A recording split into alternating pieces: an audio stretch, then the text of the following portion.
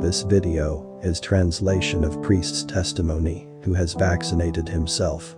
It is read by another priest who knows the one which vaccinated himself.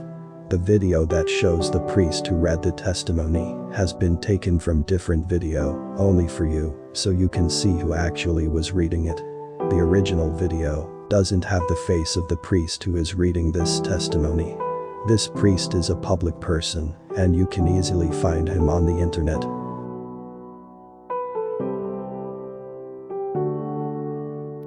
Father Savas, I would like to present to you a personal testimony of a priest who made the mistake of getting vaccinated. This is his confession.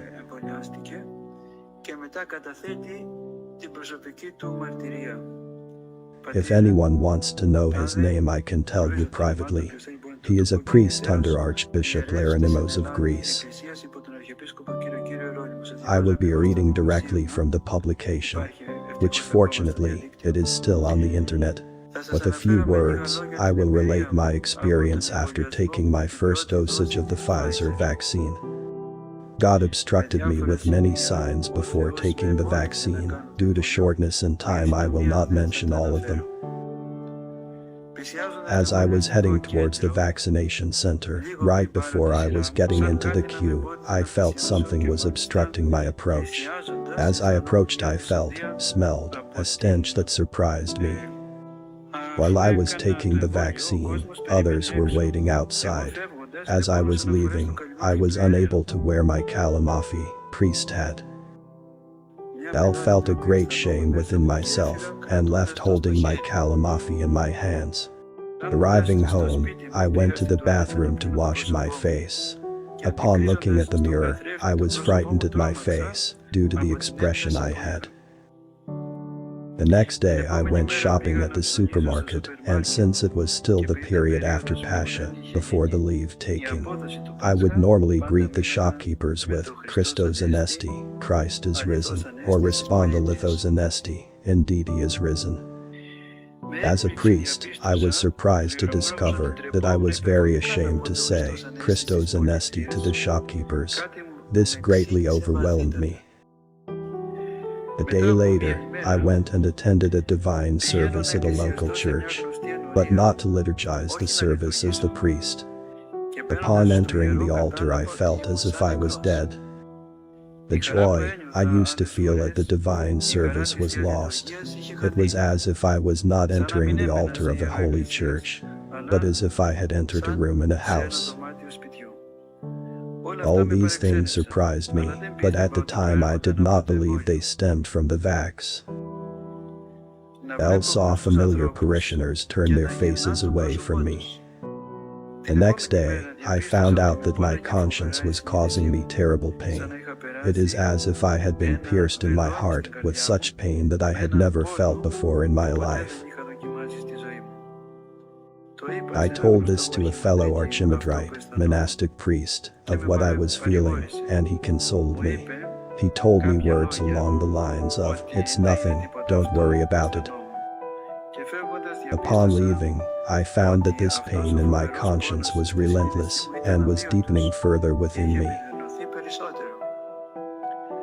After that day forward, I was in a deeply troubled state, which lasted 13 days. I could not sleep or quiet down. Now allow me to explain the most terrible part. Day and night I constantly saw Satan in front of me, his face 20 millimeters distance from mine. I went to sleep at night and felt him hugging me, and I would get cold all over.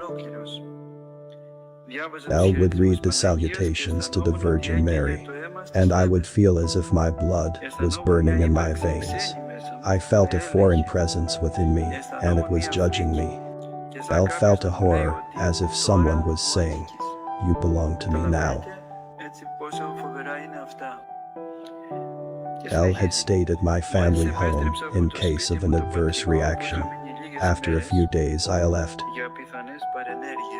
At the monastery where I currently reside, at the Divine Liturgy, I found that I could not understand a thing.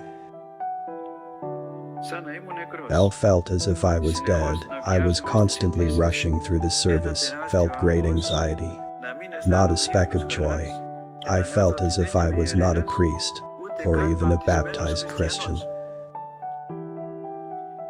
El reached a point unable to speak, as if I had lost my voice.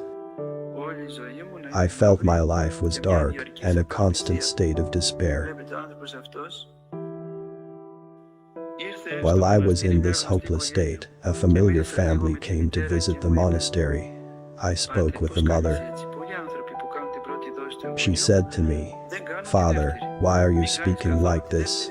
Many people after taking the first dosage do not end up taking the second dosage. So you too should not take the second dosage." As she was telling me these words, I felt a certain refreshing dew entering my soul. El was consoled by God's grace. El find it unnecessary to mention the despair I went through and the tears I shed. I don't know whether it's a coincidence or not, but exactly 40 days after the vaccine, I started to feel the grace of God again. El began to feel peace and consolation that God had forgiven me for what I had done, even though I had no knowledge of what this vaccine actually was. El do not dare or want to know what would have happened to me if I had taken the second dosage of the vaccine. The only thing I can say is that God felt sorry for me. Even though now I feel better, I have not recovered to the state I was in prior to taking the vaccine. In my humble opinion, this vaccine by Pfizer that I took is a mark, seal, but not the final mark. Most likely a forerunner for the final mark of the beast. From the book of Revelation. The second beast forces all people, important and unimportant, rich and poor, free and slaves, to be marked on their right hands or on their foreheads, so that no one may buy or sell, unless he has the mark, which is the beast's name or the number of its name. Then another angel, a third one, followed them, saying in a loud voice, "Whoever worships the beast and its image, and receives a mark on his forehead or his hand, will drink the wine of God's wrath, which has been poured undiluted into the cup of his anger. He will be tortured with fire and sulfur, in the presence of the holy angels and the Lamb." Then I heard a loud voice from the temple, saying to the 7 angels, "Go and pour the 7 bowls of God's wrath on the earth."